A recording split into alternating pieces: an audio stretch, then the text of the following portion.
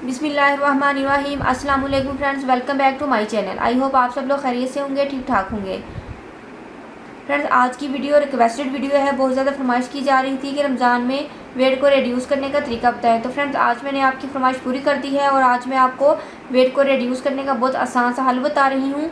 इंशाल्लाह इस रेमेडी के इस्तेमाल से आपका वज़न जो है वो रमज़ान में इंशाल्लाह कम हो जाएगा, ख्वाह आप कितने ही भारी जिस्म के मालिक क्यों ना हों।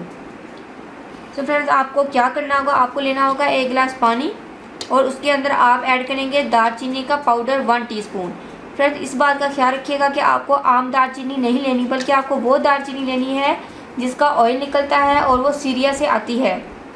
आपको किसी भी पंसार के स्टोर से ईज़िली दालचीनी मिल जाएगी और आपने कंफर्म कर लेना है कि ये वही दालचीनी है जिसका ऑयल निकलता है और वो सीरिया से आती है। अदरवाइज़ आपको दूसरी आम दालचीनी से बिल्कुल भी फ़ायदा होने वाला नहीं है। तो फ्रेंड्स, इसको आपने पाउडर बना लेना है। 1 गिलास पानी के अंदर आपने 1 टीस्पून ऐड करना है, उसको कुक करना है, उसका कहवा सा बन जाए, दालचीनी का जो असर है वो सारा पानी के अंदर आ जाए। उसके बाद फ्रेंड्स, आपने उसके अंदर 1 चम्मच शहद ऐड करना है। उसको नीम गर्म ही आपने इफ्तारी के बाद और सहरी के वक़्त आपने इसको ले लेना है।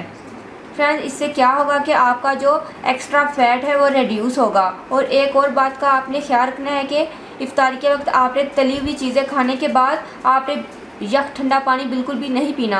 आप पहले ठंडा पानी पी लीजिए या जो भी आप मशरूबात इफ्तारी में यूज़ करेंगे वो आप ले लीजिए। उसके बाद फ्रेंड्स, आपने तली हुई जो भी चीज़ें हैं वो आप लीजिएगा, पहले मत लीजिएगा, लेकिन आप उसकी क्वांटिटी भी कम करें। लेकिन आपको चाहिए कि आप ज़्यादा फ्रूट का इस्तेमाल करें, क्योंकि फ्रेंड्स जब हम इफ्तारी के बाद तली हुई चीज़ें खाने के बाद हम ठंडी चीज़ों का इस्तेमाल करते हैं तो वो फ़ैट की सूरत में हमारे पेट में जमा हो जाती है, जो कि फ़ैट बन जाता है, जिससे हमारी जो बैली है वो बाहर को निकल आती है, इंसान मोटापे का शिकार हो जाता है।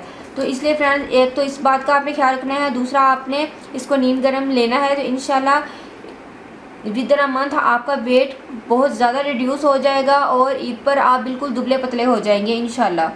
और फ्रेंड्स, अगर आप इसको रमज़ान के बाद यूज़ करना चाहते हैं तो आपने सुबह शाम 1-1 गिलास इसी तरीके से लेना, जिस तरीके से मैंने आपको बताया है नीम गर्म करके। गर्मी में भी आप नीम गर्म ही लेंगे।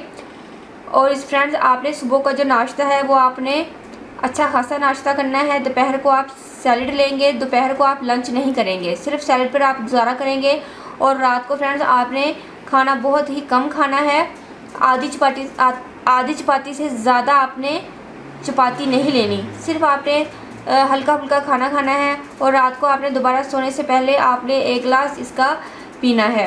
इंशाल्लाह फ्रेंड्स, आपको रमज़ान के बाद और भी ज़्यादा फ़र्क पड़ेगा, क्योंकि आपकी खाने की रूटीन डाइट के मुताबिक होगी। होप से फ्रेंड्स आपको इस वीडियो की अच्छे से समझ आ गई होगी। फ्रेंड्स, मैं उम्मीद करती हूँ कि आपको मेरी वीडियो ज़रूर पसंद आएगी। फ्रेंड्स, अगर आप लोगों ने अभी तक मेरे चैनल को सब्सक्राइब नहीं किया तो प्लीज़ मेरे चैनल को सब्सक्राइब करें, मेरी वीडियो को लाइक और शेयर करें। दुआ में याद रखिएगा। मिलते हैं नेक्स्ट वीडियो में किसी अच्छी सी रेमेडी के साथ। तब तक के लिए अल्लाह हाफिज़। Thank you for watching my videos.